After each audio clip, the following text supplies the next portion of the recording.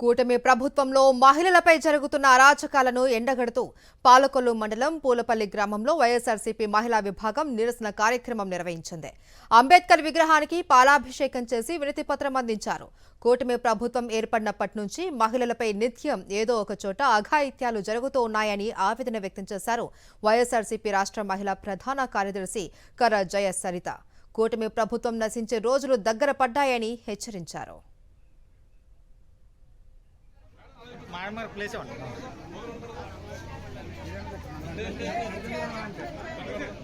రాష్ట్రంలో ఏం జరుగుతా ఉంది?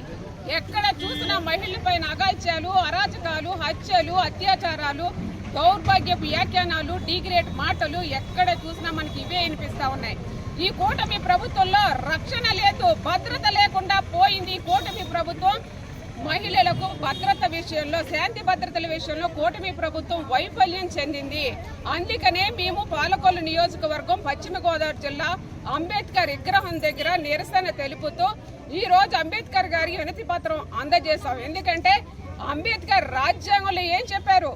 మహిళలకు రక్షణ కవచాలుగా ఉండాలి పోలీసు వాళ్ళు, ప్రభుత్వం అని చెప్తే ఈ రోజును ఎక్కడ చూసినా సరే అత్యాచారాలు, అరాచకాలు ఎక్కువైపోతా ఉన్నాయి.